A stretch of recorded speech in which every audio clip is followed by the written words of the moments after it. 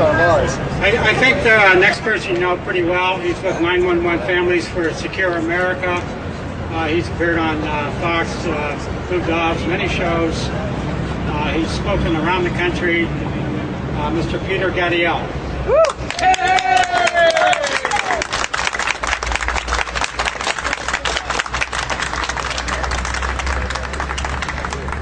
I'm going to say something that I have never said before in public, and that is, I think the tide has turned and we have begun to win.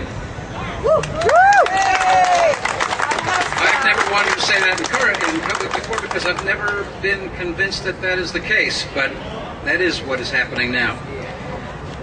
Just ask somebody whose name you may recall. I have trouble remembering it myself, but his name is John McCain. I think he's learned a certain lesson. That's right. And he's an indication that the tide has turned, and he's on the wrong side of history. He's done. He's done. There are other people who have been telling me that we're winning, and they're people from the other side. They tell me every time they have a violent demonstration. Now, it's refreshing to be here in Harrisburg and speak at a public rally where the other side is not threatening violence. We have police officers here, and they're here to protect us. Why do we need them? We need them because the history of the other side is one of violence. We saw it in Morristown, we've seen it in California, we've seen it in many places in between. And that violence is becoming more and more extreme. The other side is becoming more and more shrill. I spoke in Michigan on Monday to a group of legislators, and there were a number of illegal alien supporters on that attending the meeting. An illegal alien lawyer, one of the profiteers from the business of importing illegal aliens, an illegal alien lawyer named Richard Kessler, after I spoke, came up to me and screamed in my face.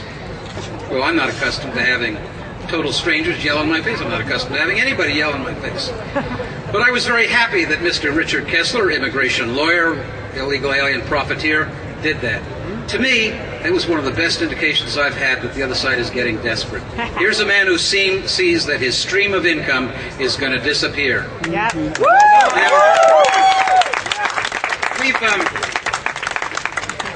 We've heard a couple of words about the ACLU today and the other side and how they characterize us as anti-immigrant, xenophobic, Nazi, what have you.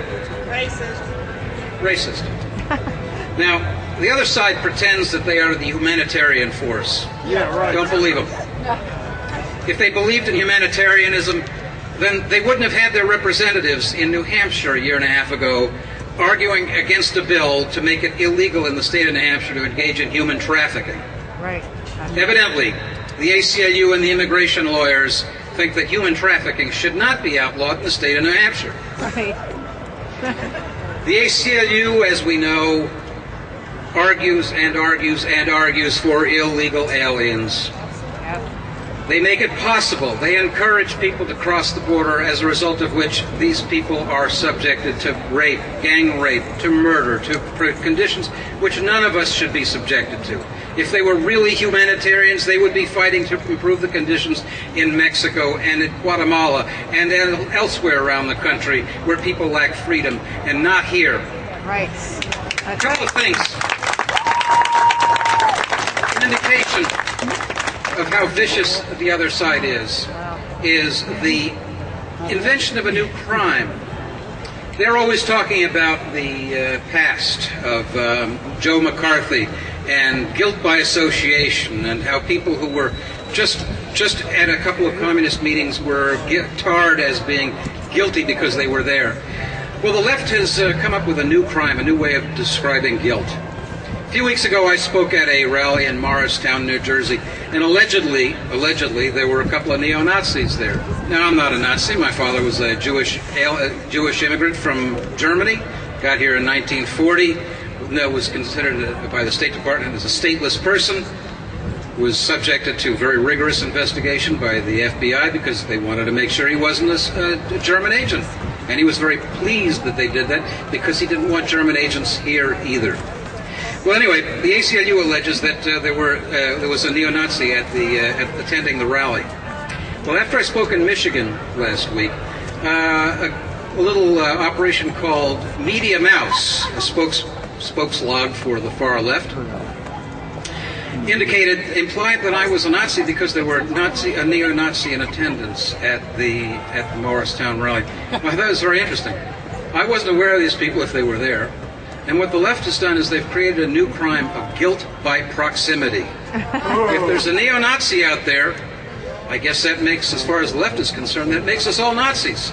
Well, it's interesting that at Morristown, there were a number of people who were waving red flags and chanting communist slogans, Workers of the World Unite, and other things like that. Well, I saw people from the National Organization for Women and Code Pink. I suppose that that being the case, that by the very standards of the left, guilt by proximity, now, and Code Pink, and the other groups, and probably the ACLU, are guilty of being communist organizations. That's what we're dealing with on the other side. Words mean nothing unless they can be used to slander. Red flags are burning. That's right. Michael Chertoff was mentioned a couple of minutes ago.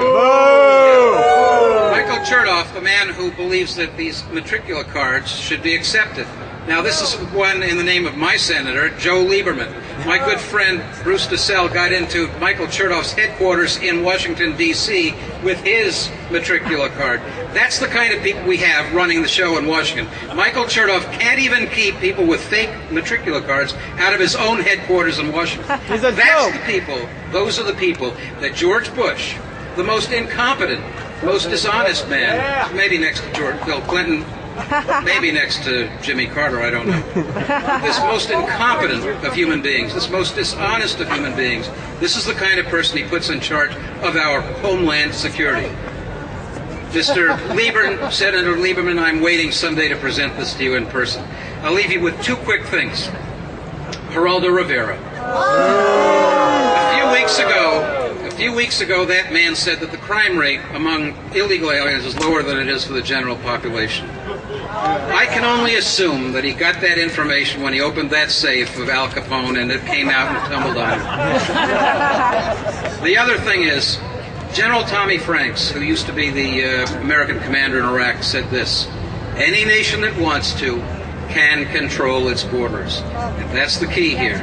A man who knows is telling, in effect, our president, I know you don't want to control the borders.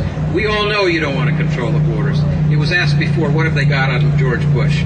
I don't know what they have on George Bush, but I can say that certainly in his actions, every word and deed, George Bush suggests that somebody else is dictating his policies. Is it possible? Is it conceivable for a President of the United States to ignore his first duty to the people of this country and permit a foreign invasion? Treason. I don't know the reason. Perhaps he's bought, perhaps he's blackmailed. Maybe he's got a problem like Larry Craig, who's now leaving office. I don't know. Or maybe it's something else. I don't know. But the fact is we have a president who's betrayed us every day since he took office, and betrayed us particularly since my son was murdered on September 11th, 2001, when this miserable president said, I hear you, America. He lied then. He's lied every single day since then. Mr. President, we know you don't want to control the borders. We just don't know why. It's time for you to go. Yes. Thank you very much.